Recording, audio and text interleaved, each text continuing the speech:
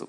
Agora, vamos à pergunta central. O que é que Jesus ora ao Pai pelos seus discípulos? Qual é a oração de Jesus pelos seus discípulos? Quais são os pedidos de Jesus pelos seus discípulos? Se você fosse Jesus, o que você pediria para os seus discípulos?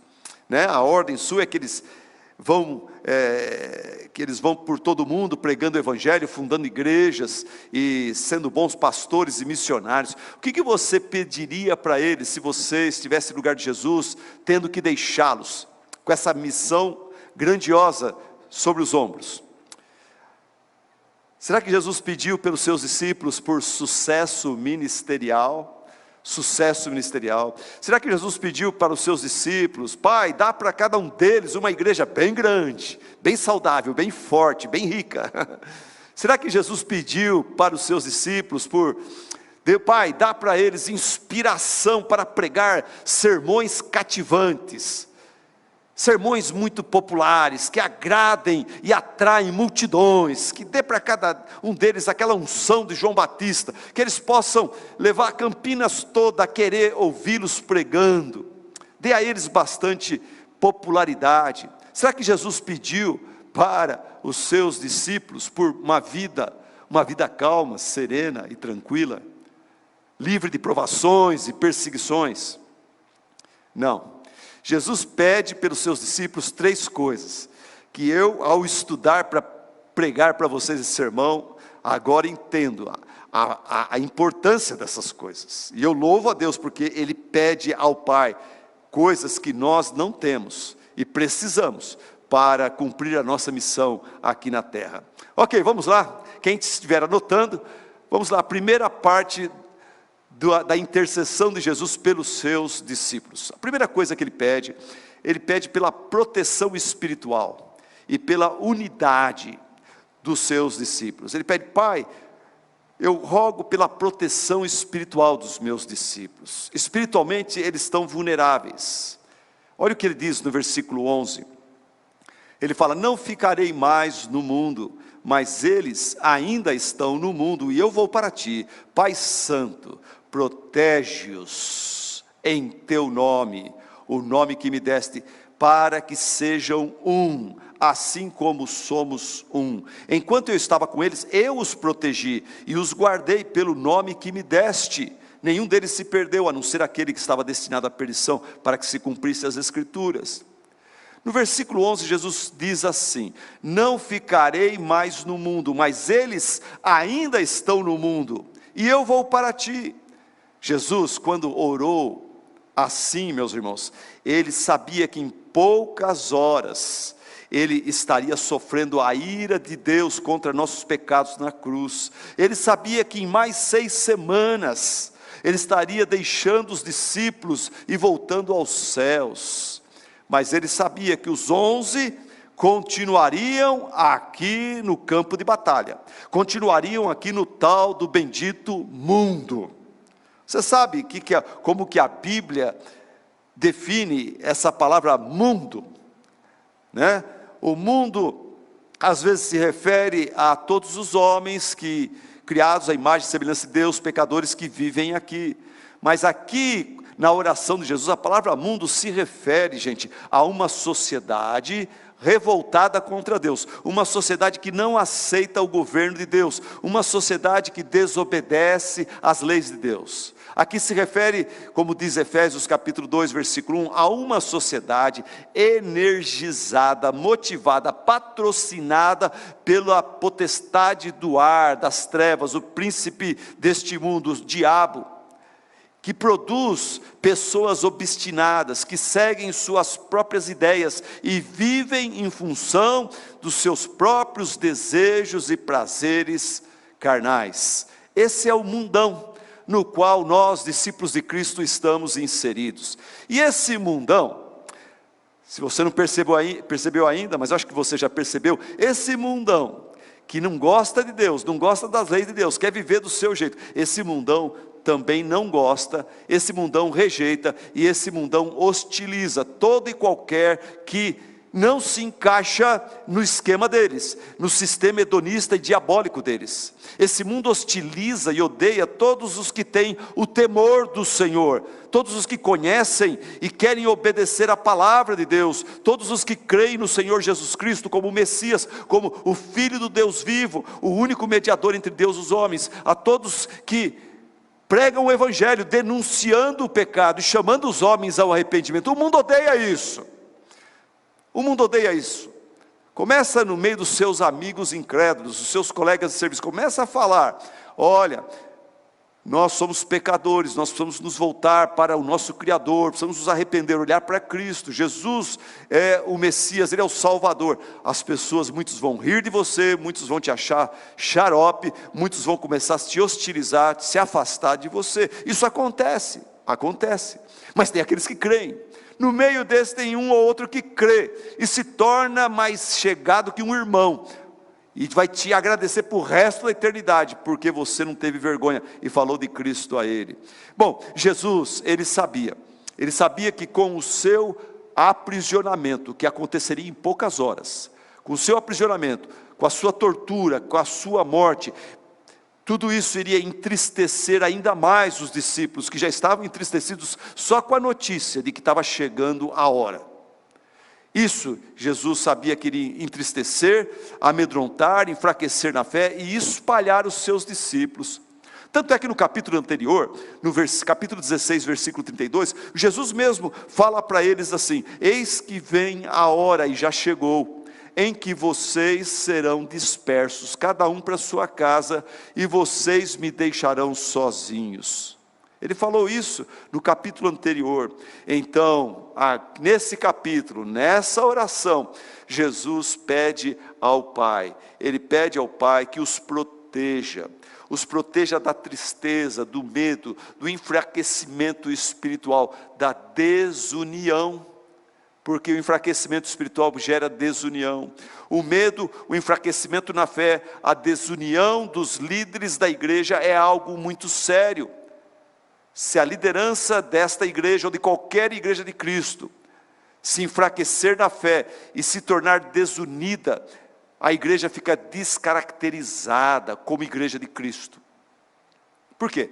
Porque em João 13:35, Jesus fala que a nossa unidade, a nossa união e amor é a marca da igreja de Cristo. Até o mundo sabe que uma igreja que não vive unida e que não se ama é qualquer coisa menos igreja de Cristo. Até o mundo que não é cristão.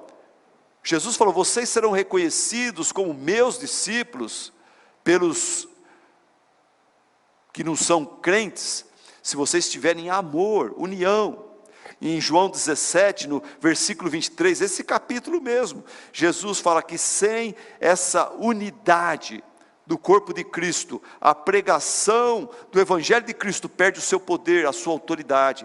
Nós não podemos pregar o Evangelho como membros dessa igreja, como pastores dessa igreja, com autoridade, se o visitante que nos ouve, a pessoa que nos ouve, vê desunião entre nós aqui. Então Jesus pede pela proteção e intervenção do Pai. Fala: Pai Santo, Ele diz, protege-os em Teu nome, para que sejam um, assim como somos um. Muito bem, primeira parte então já foi. Você está ligado aí em casa, crianças estão ligados?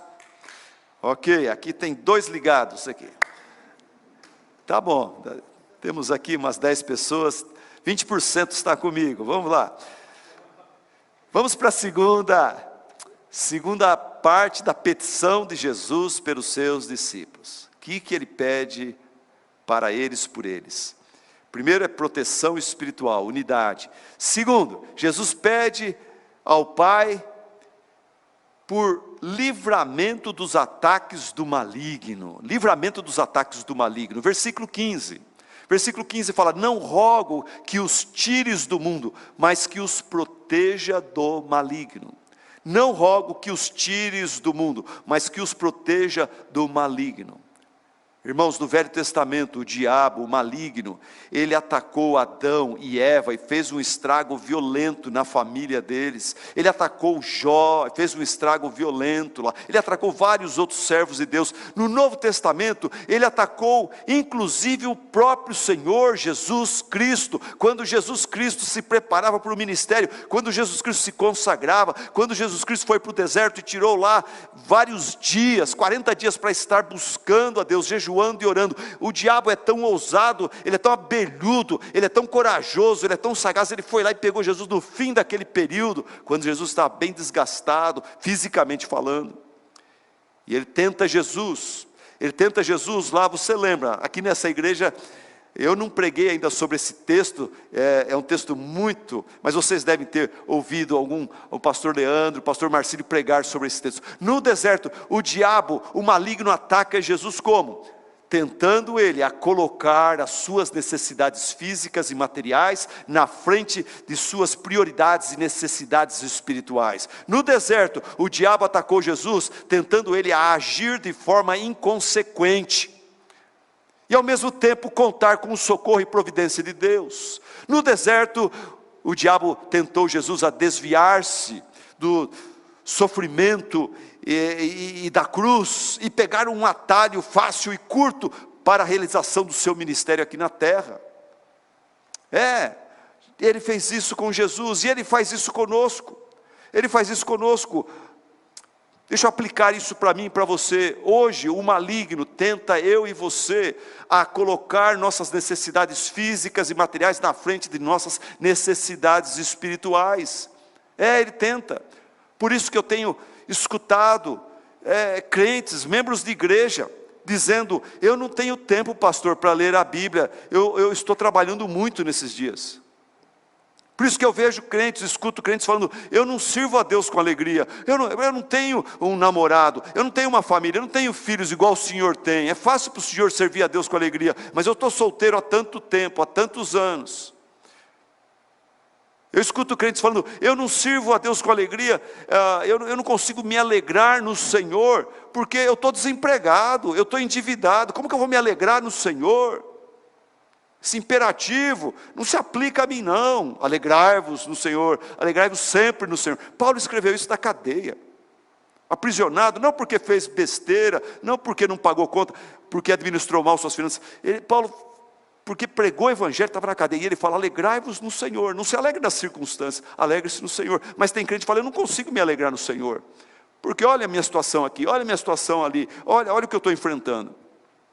O diabo, ele tenta a gente a colocar nossas necessidades físicas e materiais na frente das nossas necessidades espirituais. Por isso que alguém fala assim: eu não posso cultuar a Deus com meus irmãos, porque eu tenho que trabalhar, porque eu tenho que estudar.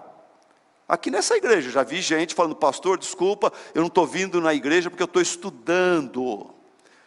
Jovem, uma palavra para você, direta no seu coração, na sua mente. Eu fui pastor de jovens, e antes disso eu fui membro de grupo de jovens. Pastor de jovens 15 anos. 15 anos, pastor de jovens.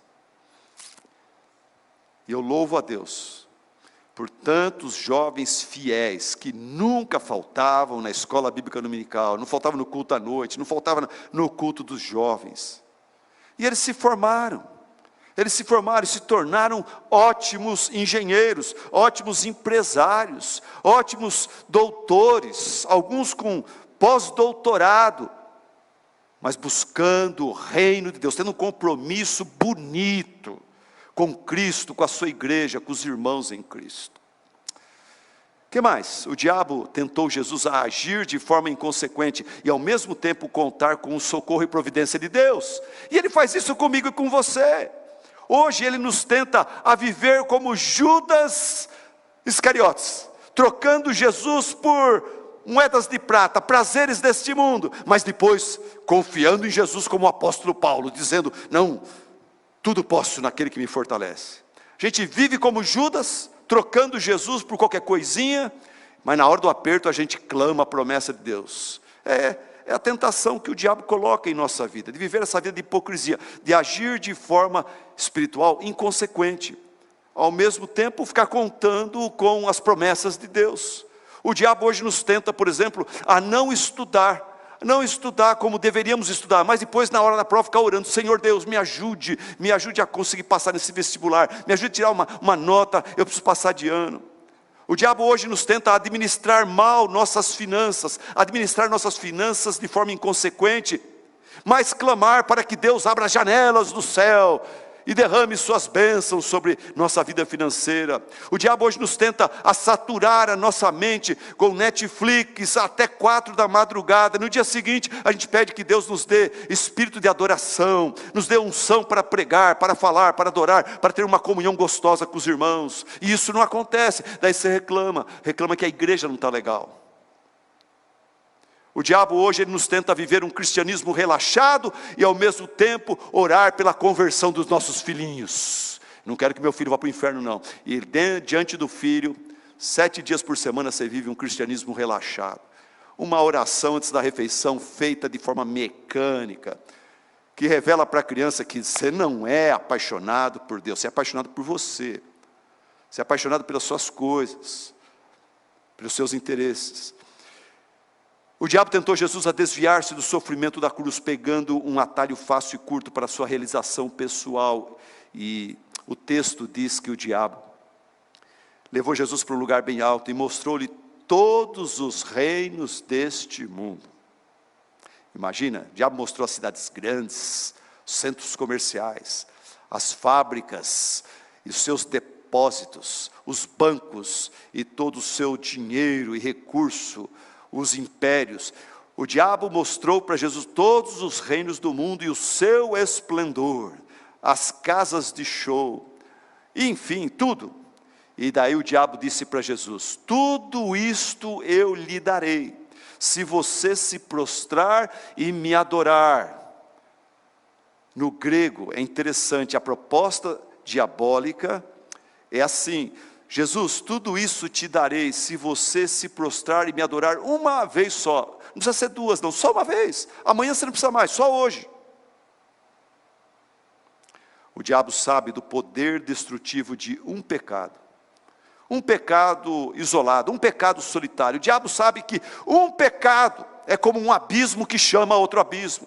Por causa de um olhar para trás, a mulher de Ló se tornou numa estátua de sal. Por causa de um olhar para algo proibido, Acã cobiçou, ele roubou, ele escondeu e ele morreu, castigado, disciplinado pelo Senhor. Por causa de um olhar, Davi cobiçou a mulher do seu comandante, ele adulterou com ela, ele maquinou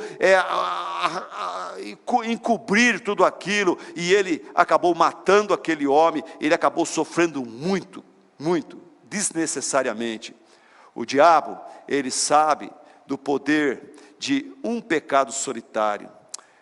Irmãos, o diabo nos ataca, o maligno nos ataca, através de meias verdades, propostas atraentes, atalhos rápidos e convenientes e manipulações completas.